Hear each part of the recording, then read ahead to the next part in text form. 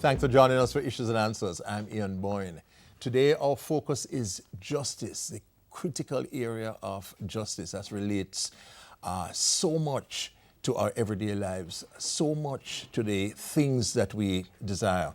We have with us the Minister of Justice, Senator Mark Golding. We thank you for your company. Good to have you on, Minister. Pleasure to be here, yeah. The administration of justice is such a crucial area. That's an area that is intimately connected with the reduction in crime, the reduction in the murder rate. What has the ministry done in the last year to deal with this issue? Well, 2015 was a busy year for the ministry. We passed a number of important pieces of legislation to try and increase the efficiencies of the court processes, the efficiencies of trials. So we passed the Evidence Amendment Act, which allows evidence to be admitted by agreement, whether it be facts or documents that are not in dispute. In the past, one had to call witnesses to prove facts or documents which weren't even in dispute, which was expensive and time-consuming. It also facilitates the more easy admission of computer-generated evidence and provides for a new procedure whereby persons in custody don't have to attend court for pre-trial administrative hearings like mention dates and so on. They can designate counsel to appear on their behalf. We also introduced the Administrator General's Amendment Act, which is a transformational piece of legislation dealing with persons' estates who die without making a will. They no longer, the Administrator General no longer has to get a grant of letters of administration from the court before she can start administering a deceased estate. She now is empowered under the Act to issue her own instrument of administration and start the process of getting in the assets and distributing them to beneficiaries significantly. And it also, that legislation also tackles a problem that has been with us for decades of what we call multi-generational estates, estates where successive generations have died without administering the estates legally. And those estates are just tied up in problems, legal knots. And we provided a mechanism that allows the Administrator General to cut through those knots by issuing, again, an instrument of administration, designating it a multi-generational estate, and she can then get in all the assets and distribute it to the remaining beneficiaries who are alive today. And that will affect several thousand families and many, many thousands of people. And that has implications for economic activity. It does. Because there are a number of poor people who have land that is tied up in disputes. That if that land now becomes live asset, that's exactly money in their pocket, money for economic investments. Yes, you have assets, land and other assets that are sterilized economically for decades or generations. With this procedure, then those assets can be sold, they can be mortgaged, they can become a live collateral for use, in people's lives and for their own economic advancement. Then we passed the Jury Amendment Act, which has adjusted some of the rules around impaneling of juries to make it easier to impanel juries. We have found that, especially in multi-defendant cases, the jury system was a source of significant delay because of the problems of impaneling a jury, and matters that were ready for trial were often not able to move forward because of problems with impaneling the jury. So we've adjusted those rules. We've also eliminated some of the exempt categories of persons who don't have to serve on the juries, in particular public servants now. So the civil service will now be like anyone else, ordinary citizen who can be summoned to give jury service. We also introduced legislation to provide for discounts on sentencing where a person pleads guilty. And the earlier in the proceedings they plead guilty, the better the discount they will get. And this was important because with the mandatory minimum sentences that apply to most gun offenses, for example, people weren't pleading guilty even if they had if there was a very strong case against them, because they were basically taking their chances that the case would collapse or whatever.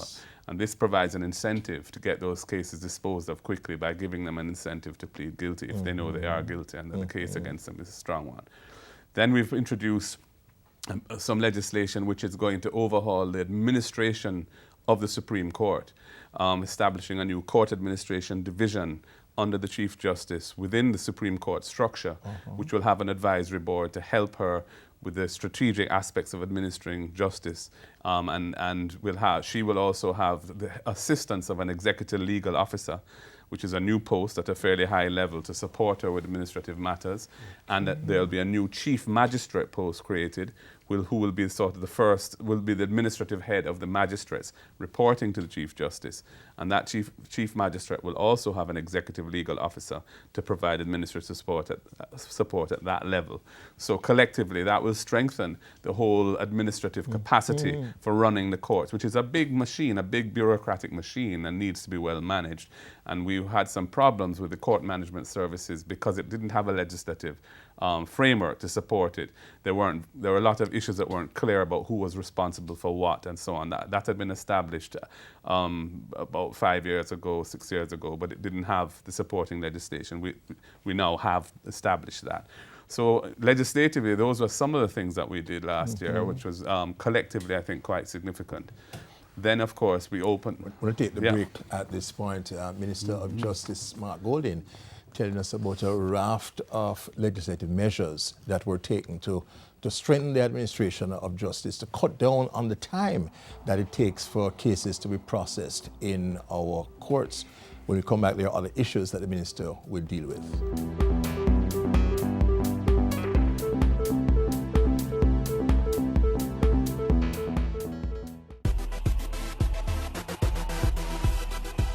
Motorists, know your rights as road users. If you're stopped by the police in a road check, the police have the right to ask for your driver's license and vehicle documents.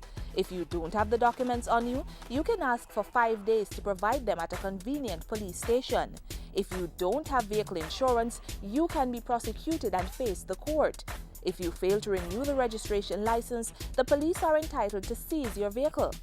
If the police wish to search your vehicle, they should tell you the reasonable grounds for wanting the search. If you are given a ticket, sign it only if you plan to pay the fine and not contest the charge in court. And please be reminded, children under 18 years must wear a seatbelt, even if they are seated in the back. Know your rights. Knowledge of the traffic road code makes it easier to work with the police as they do their job to make the roads safer for you and everyone else.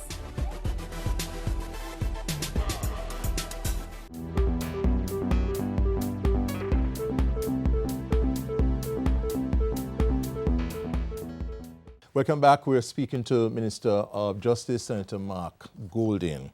And Minister, at the break, you were going on to mention. I was having dealt with the legislation that was passed in the justice sector last year. I just want to mention a couple of other things. I mean, we opened, after many years, finally, what we call Public Building North, which is a building to the north side of Barry Street, which is joined by an overhead bridge with the old Supreme Court building. And the new building is a state-of-the-art facility with 7 new courtrooms, additional meeting rooms and chambers for judges, and perhaps most importantly, a new registry facility, which is supported by a lot of storage area and a new high-density filing system, which we procured and has been installed. And the registry had been a source of a lot of inefficiency where it was before. It was very cramped and inadequate. And this new registry is much more commodious and I think will help a lot in ensuring that files don't go missing and all that sort of thing, which has been a problem in the past. So we're very pleased that that building is finally open.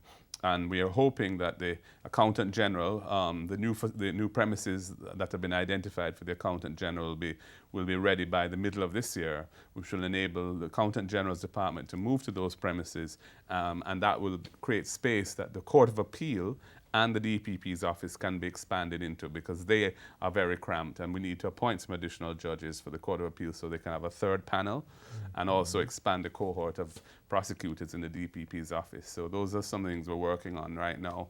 And of course, up in at the top of Hagley Park Road, by Halfway Tree, that old Ministry of Housing complex is now assigned to the Ministry of Justice, and we're about to start the work to convert one of the buildings down at the bottom into a 2-story court facility which will house the corporate area traffic court, and that can move from South Camp Road, which is also very cramped and inadequate, and a new coroner's court, which is even more urgent now that we had the fire there. So there's quite a bit going on. And of course in the rural areas, We fixed up Santa Cruz Court. We put in an external elevator for the disabled to make it the first court of its kind in Jamaica, where disabled persons with physical disabilities can actually can attend court upstairs.